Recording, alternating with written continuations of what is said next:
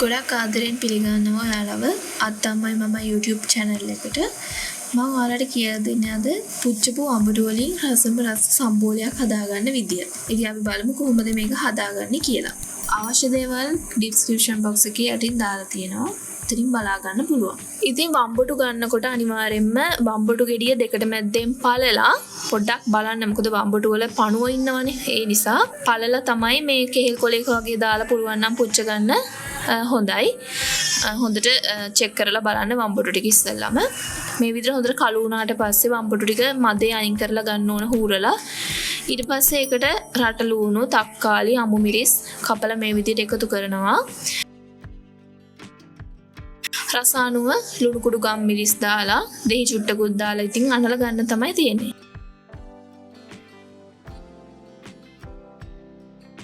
හරිම රස සම්බෝලයක් තමයි මේ පුච්චපු වම්බටු සම්බෝලේ. ඔයාලත් හදලා බලන්න. එහෙනම් මම තවත් දවසක ඉක්මනටම එන්නම්.